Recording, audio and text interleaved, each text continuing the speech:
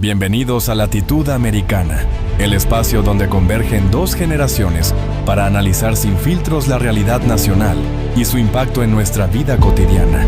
Les saluda Diana Torres, junto a Luis Montes Brito y Luis Montes, aquí en Long Island en vivo, 93.3 FM y 1440 AM. Comenzamos.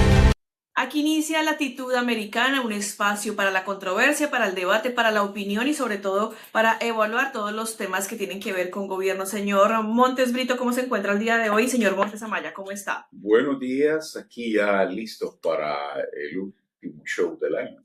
Así es, vamos a hablar entonces, señor Montes, por supuesto, del año del señor Trump, de cómo ha transcurrido esto en sus promesas desde que recordamos su posesión en el mes de febrero. Bueno, muchas gracias. Estamos ya de nuevo. Ha sido solo un año. Se ha visto como una eternidad, por supuesto. Bueno, esta cuestión nos ha de veras que nos ha cansado mucho, ¿verdad? Yo creo que sí, ha sido para la gente que, ¿verdad? Genera noticias, la gente o que reporta noticias, la gente que analiza esto, en realidad ha sido una jornada más que maratónica, que es una combinación entre una competencia de 100 metros planos y una maratón, pero a todo dar, ¿verdad? Porque ha sido larguísima. Pero sin ningún premio de recompensa, porque en realidad hemos visto que la carrera, como usted lo menciona, ha avanzado con muchos contratiempos, pero todavía no se llega a la meta. Sí, bueno, y eso, yo creo que en lugar de estar más cerca de la meta, nos estamos alejando más de las metas que él mismo había puesto. Pues entonces empecemos hablando, porque a inicio del año hablábamos fuera de micrófono que él había hablado en temas de inmigración, correcto, que se había comprometido a que iba a terminar la guerra entre Rusia y Ucrania en tan solo un día. Han pasado 365 días y todavía no sucede nada. Y eso sin hablar del el costo de los precios y el indulto también que ha generado a cientos de personas que pues ha generado tanta controversia. Bueno, definitivamente creo que Trump ha quedado en deuda. Creo que eso pasa a un populista que cuando en su mensaje por la candidatura ofrece demasiadas cosas que incluso no estaba en capacidad de cumplir. Yo creo que el fracaso más estrepitoso es lo de Ucrania, que él se atrevió a decir que incluso en la primera hora iba a arreglar esa cuestión. ¿Verdad? Y la guerra todavía sigue, y lo que al final también lo que hace ver lo peor es que queda retratado Trump de que entre la relación Trump-Putin, el dominante es Putin, ¿verdad? Entonces ahí sí que Trump queda sumamente mal, porque todo aquel Trump valentón, abusador y todo eso se vuelve un corderito manso cuando está con Putin. Así es. Yo creo que sería interesante verlo porque si te acordás, allá en el tiempo de campaña había este documento famoso que negaron y lo negaron y lo negaron, que era aquel famoso proyecto 2025, que hoy poco se habla, ¿verdad? Sí. Pero que es básicamente el plano, ¿verdad? El programa de gobierno, ¿verdad? Sí. Que fue hecho, de hecho, fue preparado por The Heritage Foundation, ¿verdad? Este grupo conservador, think tank conservador, ¿verdad? Que durante la campaña, por la poca popularidad que este documento se tuvo, yo creo que ha sido uno de los pocos documentos de plan de gobierno que ha sido más leído que cualquier otra cosa. Dijo en aquel entonces de que él se distanció de hecho de él, ¿verdad? Porque era ¿verdad? Una cuestión, acuérdate, era antigobierno, era para desmantelar la estructura del gobierno federal, era para quitar el poder al contrapoder, que eso ha pasado al Congreso. Básicamente el Congreso ahora no tiene esa capacidad de fiscalizar, ¿verdad? Y también reducir el poder de las cortes, que lo hemos visto, ¿verdad? Que hay cortes que todavía se atreven a desafiarlo, pero hemos visto también que han removido. Mira el caso, por ejemplo, de los jueces administrativos de migración, ¿verdad? Que aquí en Nueva York han removido 8 y porque simplemente no estaban de acuerdo. Entonces, cuando vas viendo todas esas, digamos, las promesas que hizo mientras en contra de las mentiras que dijo de que él básicamente no iba a aceptar este proyecto 2025 y al contrario, el autor principal, ¿verdad?, del proyecto es uno de los baluartes principales en su administración, ¿verdad? Ross Boyd. Y así como también tenés a Stephen Miller, que es el otro, ¿verdad?, ideólogo dentro de la... Entonces, creo que por ahí, más que todo, va este análisis, digamos, del primer año de Trump. Lo que en realidad, lo que prometió versus lo que dijo que no iba a hacer, pero está haciendo. Sí, sin duda alguna, que además es pasar por encima de los derechos de los ciudadanos, pero también me pregunto contrario a lo que pasa en Latinoamérica, el presidente Trump entonces tiene mucho poder y mucha autoridad en el país, cosa que no pasa en nuestros países, obviamente en Latinoamérica, porque ellos sí se deben a los votos del Congreso, y ellos sí se deben a que incluso la comunidad sea quien, bueno, tome partido de ciertas leyes. Depende de qué país. Sí. Bueno, depende qué autoritario pueda ser el presidente. No, y fíjate que es que simple y sencillamente estamos hablando del hombre más poderoso del mundo, sí, aún teniendo la fiscalización del Congreso y la... Pero es que definamos poder. Bueno, poder es la capacidad que uno tiene para hacer que ocurra algo, ¿verdad? Eso es el poder. Sin importar que sea en beneficio de o para beneficio propio. Exactamente, ¿verdad? El poder por sí solo no se define en beneficio de quién, sino que es una capacidad que una persona tiene. Pero en el caso de Trump, ¿verdad? Precisamente recordemos que el sistema americano es de check and balance, le llaman, ¿verdad? Que pesos y contrapesos sería, pero pues, Trump no tiene ese contrapeso porque el Congreso lo tiene a su favor, las dos cámaras, ambas cámaras, y como la mayoría de jueces también que él ha nominado. Pero sin embargo, ustedes tocaron un punto bien importante, que el caso que marca la caída de Trump, de su poder dentro del, con el Poder Judicial, es el caso del salvadoreño Kilmer Ábrego, donde lo obligan a retornarlo del Salvador. Después sacan a los 252 venezolanos que estaban allá, y ahora después traen a este Ábrego, y aquí al final lo están liberando. Entonces ya Trump, su supuesto poder ante las cortes, está demostrando, ha quedado demostrado de que no lo tiene como tal.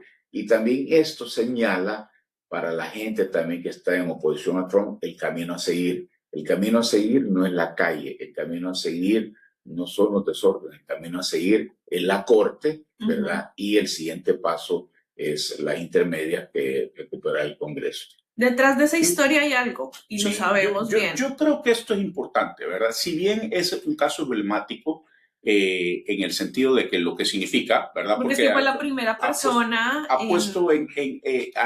Ha testeado, ¿verdad? Digamos, el sistema judicial. Hay muchos casos quizás que merecen más atención, ¿verdad? No obstante, yo lo voy a decir, ¿verdad? Yo sí creo fielmente en el proceso, ¿verdad? En el due process, como se dice, pero en el debido proceso, ¿verdad? Que esto es importante que se mantenga. No importa quién sea, ¿verdad? Parte de las críticas que se hace, ¿verdad? A nivel internacional muchas veces es que cuando hay una acusación no hay un juicio debido y simplemente, ¿verdad? Se hace la voluntad o se ejecuta la ley con arbitrariedad, ¿verdad? Con el gobernante de turno. Entonces creo que en ese sentido está bien, pero creo que los demócratas cometen un craso error de seguir promoviendo a este individuo, ¿verdad? Como un tipo, ¿verdad? Que vale la pena no salvar, sino que simplemente hacerlo como la causa símbolo de este caso, ¿verdad? Yo creo que en ese sentido, si bien es cierto, nuevamente por el proceso legal que debe de seguirse, creo que es importante, ¿verdad? Claro. Y en ese sentido demuestra, pero yo creo que la historia precisamente de este tipo no es alguien que representa la historia de los inmigrantes, del mayor número de inmigrantes en Estados Unidos. Y creo que en ese sentido los demócratas tenemos que tener mucho más cuidado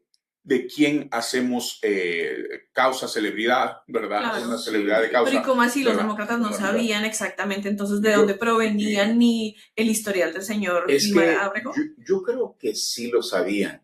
Lo que pasa es que dentro de los demócratas hay un ala liberal, ¿verdad? Que más es antisistema y vaya, yo al igual que Luis, como dice, y dándole el beneficio de la duda, pero este señor Abrego es presuntamente un pollero, ha traficado con personas, ¿verdad? O sea, son acusaciones gravísimas. Él, ¿verdad? También, por ejemplo, tiene unos tatuajes de las maras, presuntamente, y que los cuales esconde a propósito. Entonces, son todas aquellas cosas que dejan un sinsabor. Yo también creo que ese no es aunque ahí se está peleando el principio, pero definitivamente sujetos como precisamente como este, con un récord como tal que han presentado, son los que definitivamente a veces hacen que personas tomen posiciones, dicen, ¿cómo es posible que los presuntos delincuentes tengan más derechos que las presuntas víctimas? Claro. Y sí, y obviamente la pregunta, digamos, más grande es, incluso aunque esta persona pueda tener el récord que sea, ¿verdad? Y yo soy de los que digo, de que al final del día tiene que prevalecer el Estado de Derecho. Sin el duda. marco legal tiene que prevalecer. Sin duda. Y no puede caer en manos de alguien ¿verdad? Vaya, Delincuencia. en una ejecución arbitraria de parte de la ley simplemente porque quiero hacer, ¿verdad? Un caso político. Entonces, en ese sentido, y creo que esa es la verdadera dicotomía, ¿verdad? Que los demócratas se enfrentan con este caso. En el caso de que defendemos el Estado de Derecho o defendemos a este individuo, ¿verdad? Que simplemente no es, ¿verdad? El ejemplo a seguir para nadie. Lo que pasa es que se convirtió en la bandera, como lo hemos mencionado, porque fue la primera persona que presuntamente había sido detenida sin un antecedente y por lo que implicó, porque el proceso empezaba con él. Ese es el problema. Antecedente tenía, porque hasta la misma esposa, ¿verdad? Lo había denunciado. Entonces, yo creo que ese es el verdadero punto ahí. El punto no es tanto, ¿verdad? La gente se dejó llevar por el proceso, por el debido proceso, la defensa del debido proceso. Todo lo que implicó la detención de él y que La lo mandaron para un sitio y después para otro y que cómo lo iban a tratar así, que los derechos humanos y demás. Creo que ahí, pero fíjate bien, y quizás aquí, ¿verdad? Está jugando un poco, ¿verdad? Conociendo un poco a Trump, ¿verdad? No lo conozco en el sentido de que quiero decir que, pero sabiendo cómo opera.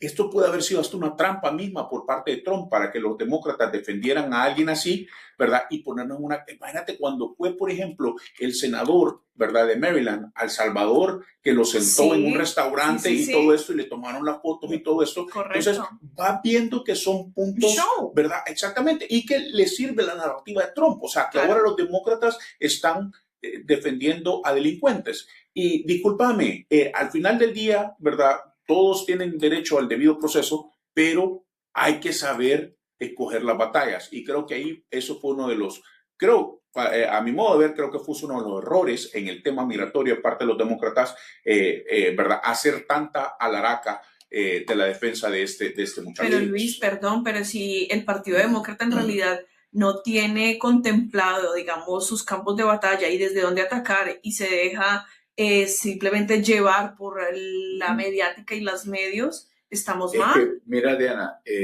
lo que yo creo, vaya, como ahora se dice y está de moda decir, el asunto es quién domina la narrativa. Exacto. Yo creo que los demócratas donde se han equivocado es hacer énfasis en la persona y no en lo que están defendiendo, que es un principio jurídico, ¿verdad? Que se llama indubio pro reo. Eso quiere decir que en caso de duda se beneficia al reo y de ahí nace la presunción de inocencia. Entonces, eso es lo que verdaderamente están.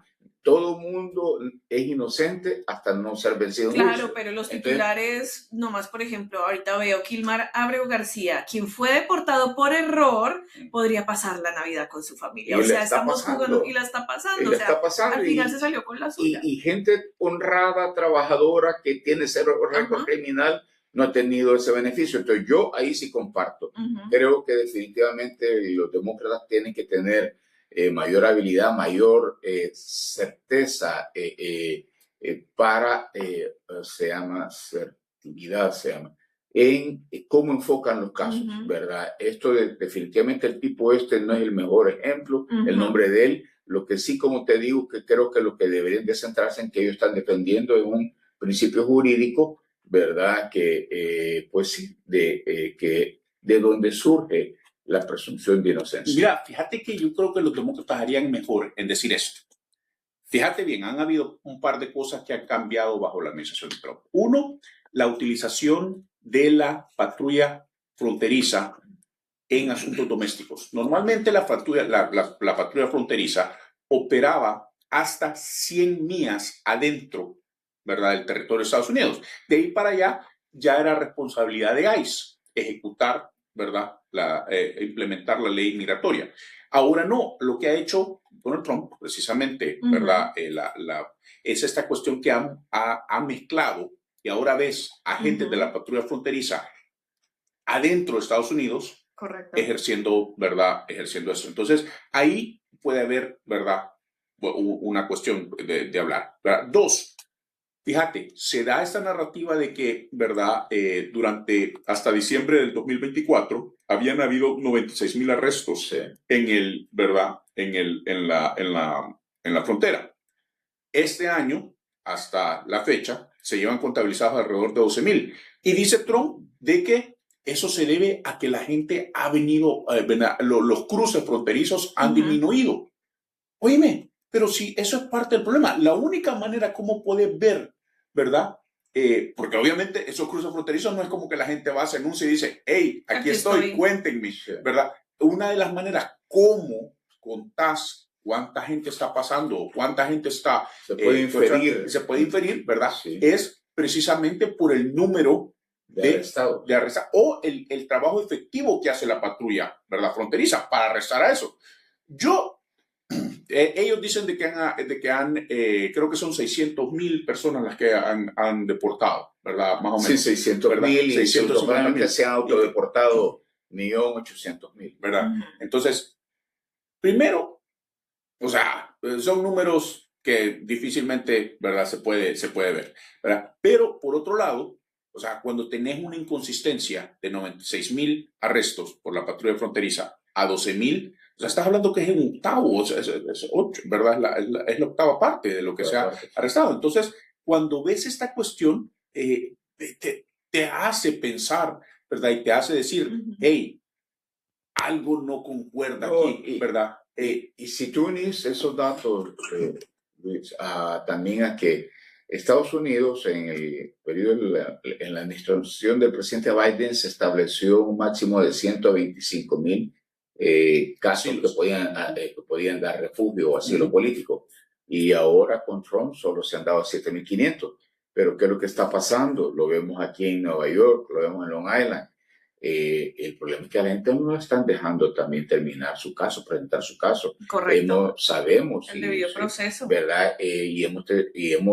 Tenemos gente, conocemos todos, de que en la entrada precisamente de los edificios donde van a poner huellas o de las cortes donde van a darle seguimiento a su caso, los están arrestando. Entonces, mucha gente ya es una canallada. Y eso hace también que, entre otras, los procesos queden inconclusos, por supuesto, y apareciera como que están abandonando el caso. Autodeportan. Sí, correcto. Entonces, no están perfectamente entonces todos estos números por eso te deja ver que hay algo, ¿verdad? Algo no concuerda, que para la narrativa de Trump ha hecho números, ha hecho estadísticas como él quiere, pero a la larga esta cuestión, vaya, yo te digo, perder, o sea, como dice él, que son cerca de 3 millones de personas las que se han ido de Estados Unidos, es un número, o sea, es un número bastante alto, pues estás hablando que es casi un 1% de la población de Estados Unidos. Estás hablando que son 310 millones,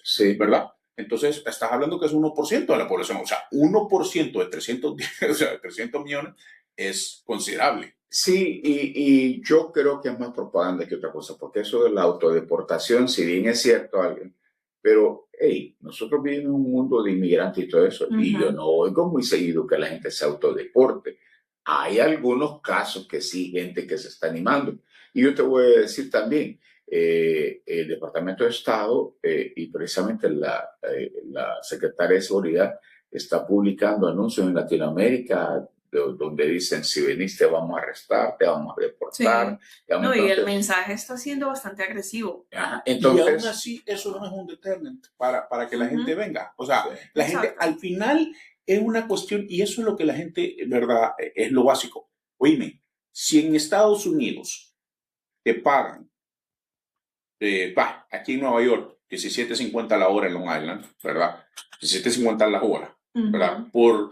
Por mucho que vaya, que te quieran abusar y todo eso, que te paguen 15 horas la hora, $15. ¿verdad? 15 horas la hora. Trabajas 8 horas, son $120 el día. En cualquier país de Latinoamérica no vas a ganar $120 el día. Entonces, Pero miremos es también el costo de vida igual, pero para la aquí, gente es el incentivo de venir, porque por acordate, supuesto. aquí la gente no es que viene y va a venir a vivir la vida, ¿verdad? Ujú. Regular, pues, o sea, también la gente que se atreve a hacer esto es gente que se la está pasando mal Ujú. en Latinoamérica. Entonces, o en Sigue cualquier siendo el parte. país de los sueños para muchas Exactamente. Y personas. entonces la gente está dispuesta a tomarse el riesgo. y es Ujú. que fíjate, Diana, también ahí opera algo que se llama, es como el costo de oportunidad. Vaya, y hablemoslo claro, tú hablabas del costo de vida. Yo voy a poner un ejemplo bien sencillo. Por ejemplo, aquí un aguacate llega a costar $2 y a veces si querés hasta 3, un aguacate pequeño. Y en Latinoamérica, en El Salvador, por ejemplo, un aguacate te cuesta 25, 50 centavos. Si es que no lo Ujú. agarra del palo, ¿verdad? Exacto. Exactamente, que lo puedes conseguir hasta gratis, porque, pero ¿qué es lo que pasa? Hablemoslo claro. En Latinoamérica, lo caro no son los $3 el costo, lo caro es no tener para comprar. Ujú. Y eso es lo que vuelve que la gente cuando viene aquí, es cierto, el costo de vida es carísimo, pero estén claros, ser pobre en Estados Unidos no es lo mismo que ser pobre en el tercer mundo. La Es gente cierto. aquí tiene una gran cantidad de ayuda, una gran cantidad de programas que definitivamente que humanizan, pues, Que entre ¿verdad? otras también están recortando, ¿no? Es Que que han ¿para dónde recortado. va? Ajá, Yo me ajá. pregunto y yo creo que, bueno, por supuesto la pregunta es un poco apresurada, faltan todavía 3 largos años para que el señor Donald Trump pues salga, pero ¿qué va a pasar entonces con el país, con todo este fenómeno que está ocurriendo eh, y en donde ya no hay personas incluso que quieran trabajar porque no pueden y porque se las están Es llevando? que es una hipocresía también. Mira, partamos de esto, el sistema de migración estaba quebrado desde antes, Ujú. ¿verdad? Y es una hipocresía echarle la culpa a los migrantes. Si Estados Unidos en realidad quiere crecer económicamente, quiere hacer más fuerte su economía, necesita mano de obra. Y Estados Unidos, al igual que Europa, tiene una población propia envejeciendo, ¿verdad? Entonces, Y poca tasa natalicia, ¿verdad? ese es el Correcto. otro punto. ¿Verdad? La tasa natalidad en Estados Unidos está por debajo del 2.2%, que Y es no lo nos tocó necesario, pensión, señor Montes. ¿verdad? Que es lo necesario para Ujú. mantener la población, digamos, al nivel que está. Por el Claro. momento, los últimos datos eran de 1.6. Quiere decir que estamos por debajo de eso. Bueno, hay estudios de que la población mundial va a disminuir en el 2050. Ya va a romper ese ciclo de ir creciendo, ¿verdad? Entonces, ¿qué es lo que se va en realidad a volver la materia prima importante? La mano de obra, Y que hay ¿verdad? Ujú. que decirlo, y eso es parte también, ¿verdad? Y fíjate bien, eso es parte de lo que la administración Trump habla de una manera implícita, no reconoce que se baja en la tasa de natalicia, pero que te habla. En ese mismo proyecto 25 te decía que las mujeres se deben dedicar a tener hijos, a Correcto. quedarse en la casa, ¿verdad? Y que ellos iban a dar, que ellos iban a dar incentivos precisamente para el IVF, ¿verdad? Ujú, Que es ujú. el in vitro, la fecundación in vitro, Sí. porque la gente no está teniendo hijos. Bueno, sí, de hecho, fíjate, una cuestión, mientras Trump recorta programas a los seniors, a los incluso para salud mental y todo eso, si de alguna manera ha hecho un acuerdo ahí con esta EDM, creo que es Samsung los de Merck, ¿verdad? Que ya están dando para programas, para tener preferencia en los programas de fertilización in vitro, ¿verdad? Entonces tú ves que fue un gran problema que le generó en la base, ¿verdad? Porque esto es un tema muy importante, por ejemplo, para la Conferencia Bautista Sureña, ¿verdad? Que son básicamente una base importante dentro del Partido Republicano, que son, esta base religiosa, ¿verdad? Que se opone, acuérdate, esa es la gente que se oponía a la fecundación in vitro, se oponía también al uso de las células madres, obviamente son completamente en contra del aborto, y había otra parte de asuntos más ahí que estaban. Y entonces, cuando ves esto y ves, ¿verdad?, el reconocimiento de Trump, ¿verdad?, tácito, básicamente diciendo, hey, miren, hay que ir a tener más hijos, pero la cuestión es esta. ¿Qué clase de hijos es, loco? ¿O qué raza es la que quiere que eso?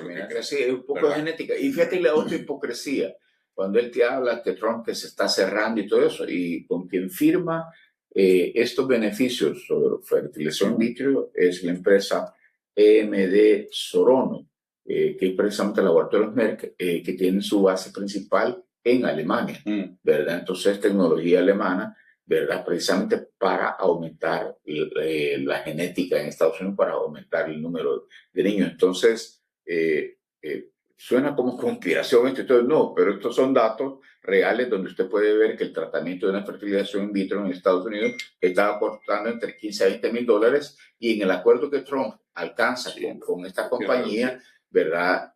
Ha conseguido de que un estadounidense no puede pagar más caro que cualquiera en el exterior, ¿verdad? Que el precio máximo que puede pagar un estadounidense es el precio que se paga en el exterior. Ya sabemos que eso es en relación a los precios de los medicamentos en Canadá, en México, que son mucho más baratos que Estados Unidos. Todavía me sigo preguntando, esto no es sostenible en el tiempo, porque hemos visto, y hablando una vez más del costo de vida, por ejemplo, aquí en nuestra área, en Long Island, donde muchos millennials y muchas de las nuevas generaciones ya ni siquiera quieren vivir acá. Es decir, la cultura, incluso el tema de las raíces se están perdiendo porque ellos quieren ir a vivir a otro lado donde sea más barato. Incluso sus familias se están yendo, no quieren tener hijos, y en realidad los trabajos que están consiguiendo tampoco les permite tener una vida equilibrada. Pero además de eso, hablemos un poco, por ejemplo, de los costos universitarios. Son altísimos. Entonces, una vez más, esto no es sostenible en el tiempo.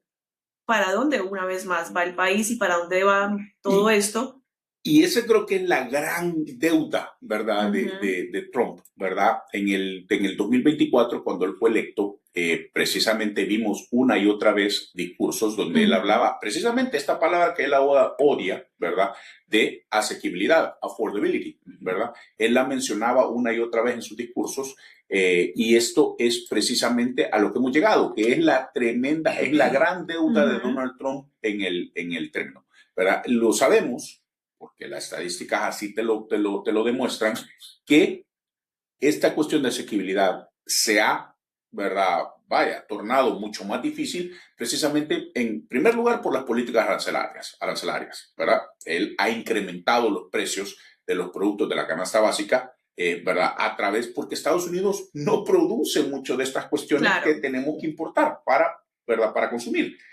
Eso en un lugar. El segundo lugar, volver al primer tema del que estábamos hablando, la política migratoria, ¿verdad?, que es la que afecta al mercado laboral, ¿verdad? Entonces, no es tanto que la gente se esté yendo, que esos 3 millones de personas que estén yendo, sino que la gente simplemente tiene miedo de ir a trabajar, tiene miedo de ir a buscar trabajo, y los empleadores, por jugarse, también por estar, ¿verdad?, por ser cautelosos, también dicen, hey, ¿sabes qué? No me quiero meter en problemas. Permítame un momento, nosotros vamos a ir a una breve pausa y volvemos con este tema, pero además con una persona famosa, porque ya empiezan a hacer la lista de los famosos que fallecieron en el 2025, y eso le va a interesar a usted, señor Montes Brito. Hacemos una breve pausa y ya regresamos. Regresamos a Latitud Americana. Con ustedes sus anfitriones Diana Torres, junto a Luis Montes Brito y Luis Montes. Aquí en Long Island en vivo, 93.3 FM y 1440 AM. Gracias por continuar en sintonía. Regresamos, esto es Latitud Americana, hablando, por supuesto, de esta evaluación de este primer año del presidente Donald Trump, pero, señor Montes, lo lamento mucho, muere Brigitte Bardot, la legendaria actriz francesa, activista además de los derechos de los animales, a los 91 años y además símbolo sexual en su momento, en los 60, así es. Era preciosa, yo me recuerdo todavía haberla visto en algunas películas, era el sex symbol del momento, ¿verdad? Y era de las primeras artistas que se hizo famosa al salir mostrando los bikinis, ¿verdad? En la playa de la Riviera Francesa y todo eso. Hoy en día eso ya no es un escándalo, hoy en día ya eso es normal. Sí, ahora, bueno, ahora... Hasta las primeras damas son ya. y con menos. Y con menos. Enseñando más, sí. O sea, con menos ropa. Sí, por supuesto. Llegan hasta ser primeras damas, así que... No, ella fue, como se llamaría hoy en día, un agente de cambio, ¿verdad? Porque definitivamente provocó la revolución femenina, donde las mujeres ya comenzaron a despojarse de todas estas cosas que Trump quiere imponer ahora nuevamente, dejarlas trabajando ahí según la Agenda 2025. Bueno, pero no para la esposa, ¿verdad? Porque la esposa hizo desnudos. Sí, es cierto. Bueno, estaba en el listado, en el menú de Epstein. Wow. Que es una de las deudas más grandes de Donald Trump también, ¿verdad? Así como hablamos de la guerra de Ucrania, así como hablamos de la publicación de los archivos de ¿verdad? Jeffrey Epstein, es la deuda quizás más grande de Donald Trump para su base. Y que le está costando credibilidad. Hay un término para los arrepentidos, ¿cómo que se llama? Los que cambian de partido, porque eso le está generando a Trump, ¿verdad? Que un montón de gente que incluso ha sido pro-Trump, ¿verdad? Y hasta ahora se arrepiente precisamente porque no tiene sentido. Por ejemplo, el estado Epstein, hablando de revoluciones ahí femeninas, ¿verdad? Trump no ha cumplido. Sí ha publicado alguna gente que ya no causan sorpresa, ¿verdad? Pero sí es otra deuda más. Pero retomando el tema de población. Sí, retomamos. Bueno, lo que pasa es que, por ejemplo, acá en el estado de Nueva York, fíjate bien, no solo están saliendo indocumentados, sino que la población de de Nueva York comenzó a decrecer desde hace años. También así que en el censo anterior, en el del 2020. El 2010 y el 2020. El 2010 y el 2020 perdió, pero en el de 2020 se confirmó y perdimos un congresista. Antes Nueva York tenía 27 representantes, ahora tiene 26. Hay que recordar que los representantes, los 435 representantes que tiene Estados Unidos, los congresistas, como le llamamos, van directamente, son proporcional al número de habitantes. Entonces, y quien lo ganó fue Florida. Entonces, Florida y Texas. ¿Verdad? Exactamente. Pero Florida fue el que ganó uno más. Entonces, en Nueva York perdió uno. Bueno, si eso agrega que están saliendo los ciudadanos, y de hecho, si vos ves en Long Island el índice el promedio de edad en Long Island es 42 años. ¿Qué quiere decir esto? Que una población envejeciente. Y entonces, y Nueva York es el símbolo y más bien es el dinamismo económico de Estados Unidos. El dinamismo, la economía requiere seres humanos. Ya le arruinó el día a Diana. Le dijo 42 años y le dijo ya vieja. Pero está bien. No. Me refiero. Mi espíritu sigue siendo joven, señor Montes. Feliz Navidad. No, me refiero en términos de población, ¿verdad? Yo no hablo porque no me conviene ese tema de ser, pero pero es una población realmente envejeciente porque lo que hacen la fuerza para trabajar, incluso los que pagan el seguro social, que algunos cobran ya, es la población económicamente activa, la población joven, los que más trabajan. Y si estás perdiendo, ¿verdad? Ciudadanos, mira, Nueva York Long Island no tiene autoridad moral para estar hablando de que otros jóvenes vengan acá, cuando nosotros mismos acá en Long Island estamos expulsando a los jóvenes a que se vayan a otro estado, tal como tú lo dijiste, los jóvenes de aquí se van a otro estado porque aquí definitivamente ya no tienen esa accesibilidad a lo que llama affordability, ¿verdad? Para casa, ¿verdad? Para un montón de pagos, ¿verdad? Entonces la gente se tiene que ir. Entonces Yo ahí mezclaría, no es sostenible esta política de expulsión de gente, ni a través de indocumentados, ni a través de medidas económicas. Tenemos al contrario, tenemos que volvernos a ser atractivos para que la gente venga para acá. Y pueda seguir invirtiendo. Pasemos al siguiente tema y es acerca de esa guerra que el presidente Donald Trump prometió acabar en un día. Ya han pasado casi 365 días. Y bueno, no sucede nada, pero se acaba de reunir Zelensky con el presidente Trump en Florida tras semanas intensas de negociaciones de paz. ¿Con qué cara el señor Zelensky vuelve y se reúne con Trump? ¿Y cómo es que lo está tratando? Porque vimos que en el último encuentro pues no fue muy amigable. Sí, bueno, eso quizás uno de los momentos más memorables quizás de este primer año, ¿verdad? Donald Trump fue precisamente esa falta de diplomacia, falta de tacto que mostró en la Casa Blanca, ¿verdad? Para un mandatario, ¿verdad? Visitante, la manera como lo trató así, ¿verdad? En términos coloquiales lo trató como hijo de crianza, Totalmente. ¿verdad? Lo ninguneó. Me iba asustando, pensaba que iba a decir otra palabra. No, y en cámara. Casi. Casi. Bueno, en realidad lo trató como un hijo de crianza. Y en ese sentido, ¿verdad? Creo que, luego vimos, ¿verdad? Parte de las negociaciones cuando Witkoff, ¿verdad? Que es hay que decirlo, primero, es una persona que no tiene un título oficial en el gobierno, ¿verdad? Que lo que es, él es un mogul, ¿verdad? Un dueño, ¿verdad? Un amigo de Trump de muchos años, pero un magnate de bienes y raíces. Okay. Y que ahora está jugando a ser diplomático. Básicamente la persona encargada es el emisario, ¿verdad? El envoy de Donald Trump en la negociación tanto en Gaza, ¿verdad? En el Medio Oriente, con Israel, como con Ucrania. Entonces, y si te acordás, este fue el mismo señor que fue a negociar o fue a presentar un plan donde primero negoció estas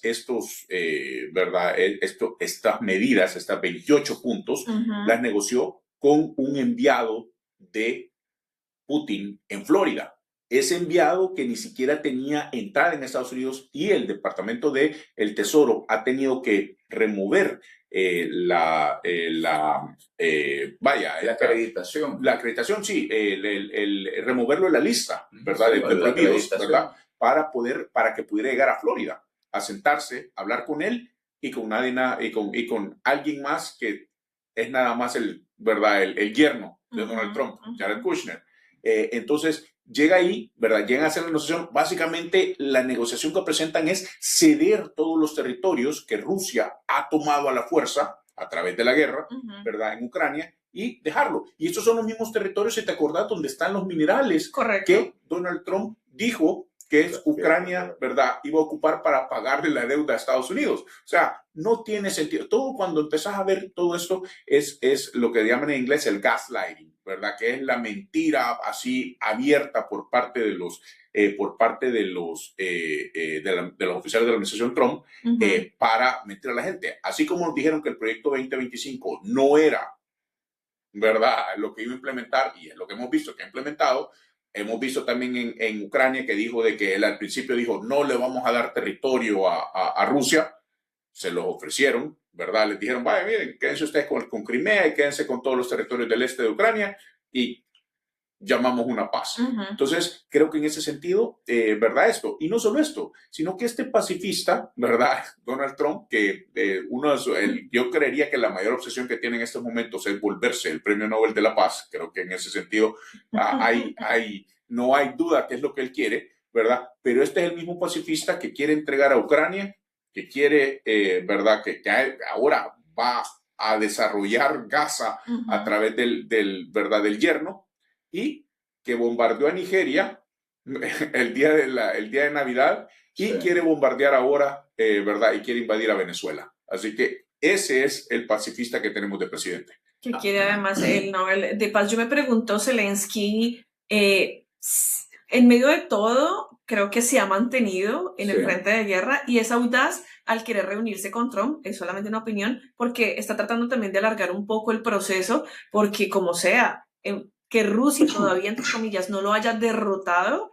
pues quiere decir que como sea, él sigue ahí batallando, él sigue ahí esperando que se pueda dar algo en beneficio para Ucrania. Más allá de la parte superficial, eso de que Trump lo haya humillado en público y todo, eso definitivamente es parte de la forma, ¿verdad? Y Trump lo que se mostró es como él es, un abusador y poco diplomático, poco racional.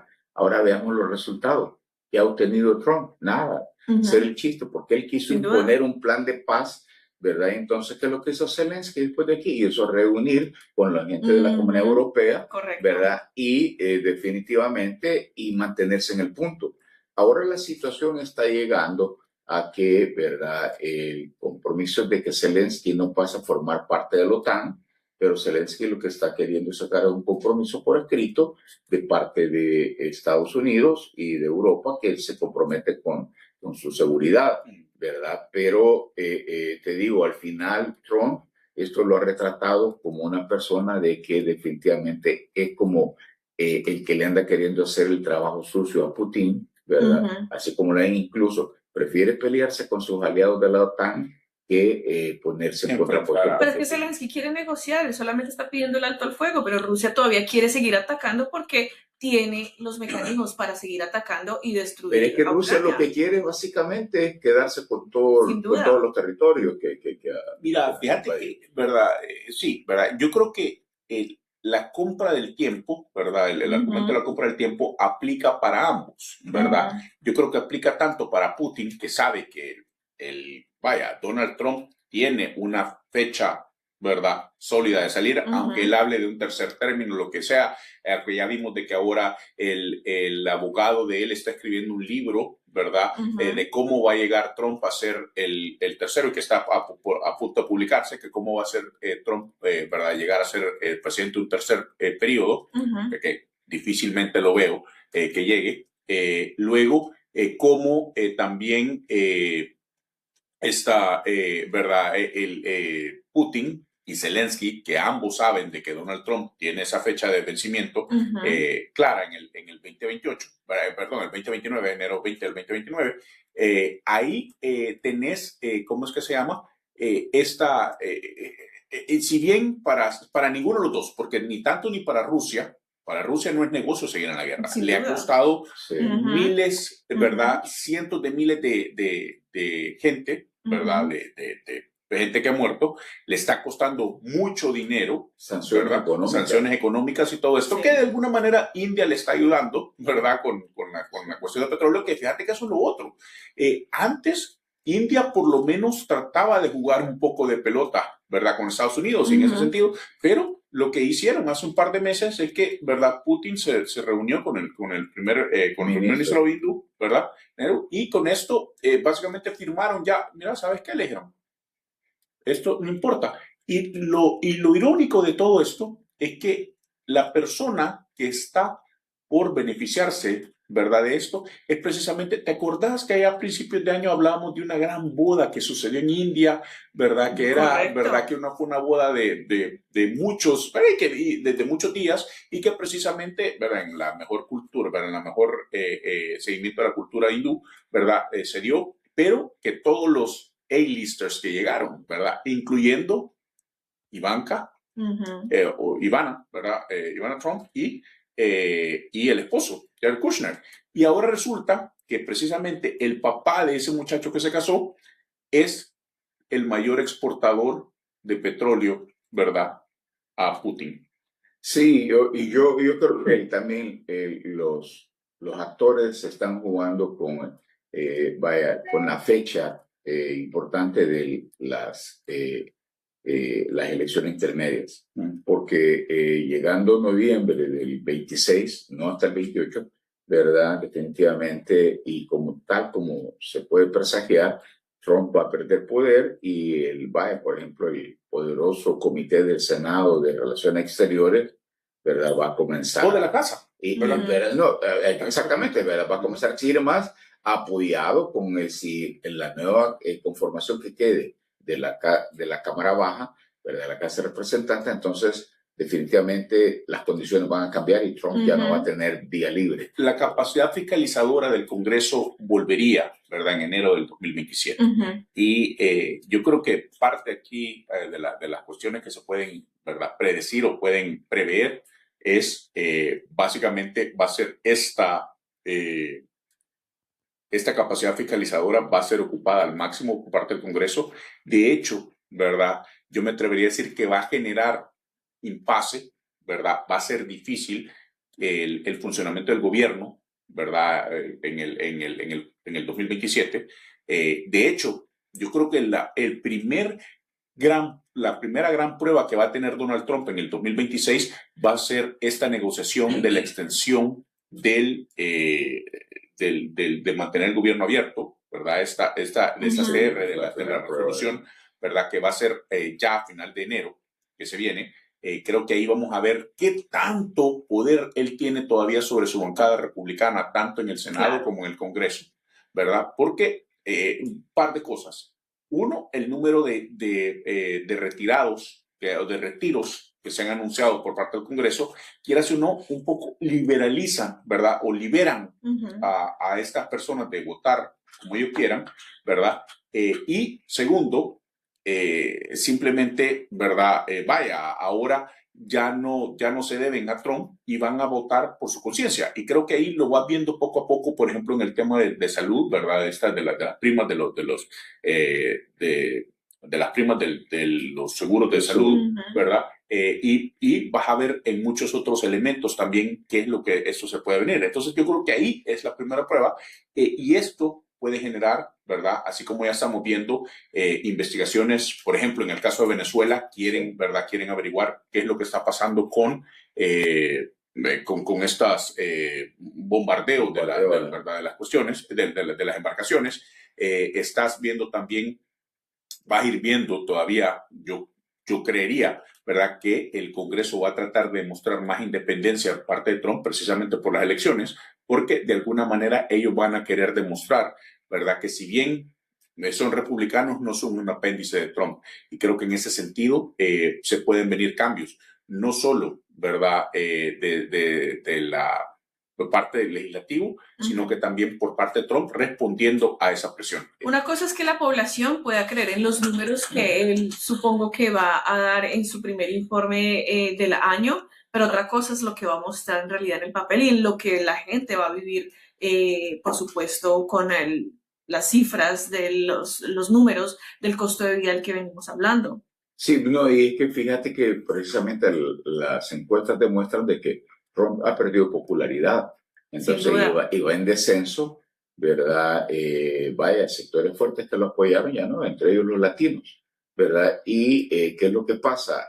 Ahora los representantes, los congresistas, tanto senadores como representantes, tienen que pensar en ellos mismos, porque ya Trump, como ha quedado demostrado también en las últimas elecciones, ser protegido de Trump no es sinónimo de que ganas, al contrario, puede ser un lastre que le pongan los candidatos y entonces ellos van a comenzar a querer mostrar distancia con Trump, ¿verdad? Así que yo pienso que el mejor momento a Trump, de más poder, ya le pasó, ¿verdad? Y ahora lo que comenzamos a ver es el declive de Trump, ¿verdad? Que poco a poco se va a ir deteriorando y yo lo que sí creo es que definitivamente Trump va a quedar demostrado en la historia de que más que un patriota, más que un nacionalista, es un mercantilista que solo ha pensado en sus intereses propios. Mira, ¿verdad? En ese sentido, varias cosas, ¿verdad? Uno, Donald Trump era efectivamente un lame duck el momento que fue electo, porque la gente sabe que solo tiene un término. Entonces, no hay, ¿verdad?, en ese sentido eso. Y estas elecciones de medio término van a ratificar esa cuestión, ¿verdad? Entonces, los republicanos que tengan más vida allá del 2028, o sea, que esté empezando, van a tratar de pensar en cómo sobreviven, como cualquier, ¿verdad?, como cualquier político. Lo que piensa es en la sobrevivencia que pueda tener, ¿verdad? Después de esa cuestión. Esto es un periodo que va a terminar. Luego, la cuestión de la economía, ¿verdad? Lo que hablábamos. Por un lado, tenés arriba del 60% de la gente que desaprueba desaprueba la gestión de Donald Trump, ¿verdad? En los temas económicos, en los temas de administración, ¿verdad? En los temas de gobernanza. Y en otro lado, ¿verdad? El tema de los hispanos, que pasó de un 41% de aprobación de los hispanos, ahora cerca del 20% nada más apoyan a Trump, ¿verdad? Y por el otro lado, tenés, ¿verdad? Que dentro del Partido Republicano, o dentro de la aprobación de Donald Trump, tenías un 38, Donald Trump, la base natural de él, digamos, era un 38%, ¿verdad? Un 38% por ahí se mantenía. Las últimas encuestas lo están poniendo al 34%, es decir, que poco a poco va perdiendo. Ya perdió el 10% de esa base natural de él, de los MAGA, ¿verdad? Arriba del 10% ya lo perdió y lo tenés a un 34, 33, 34%, que eso lo que le dice es, ¿verdad? Que incluso está perdiendo hasta esa base que él decía de que lo podían ver disparar en la Quinta Avenida, gente, y que, ¿verdad? Que él iba a poder sobrevivir. Así es, pues bueno, se nos acaba el tiempo y este fue un poco la evaluación de todo lo que sucedió a lo largo de este año. Obviamente hay muchísimos temas que seguiremos hablando porque por ahí pasamos, no tocamos ni el 1% y aún así todavía hay tela que cortar, por supuesto, en estos temas. Así que muchísimas gracias, recordándole a nuestra audiencia que estamos en Spotify, que allí también nos pueden encontrar y pueden revivir este capítulo, pero además también sugerirnos sobre otros temas y su opinión también es importante. Así que muchísimas gracias. Bueno, feliz año nuevo, Diana, y todo lo mejor para el 2026 para los radioescuchas. Feliz 2026, prosperidad y salud. Así llegamos al final de Latitud Americana, donde analizamos y cuestionamos la realidad que vivimos. Gracias por acompañarnos. Somos Diana Torres, Luis Montes Brito y Luis Montes, y esto fue Long Island en vivo. 93.3 FM y 1440 AM. Sintonícenos la próxima semana.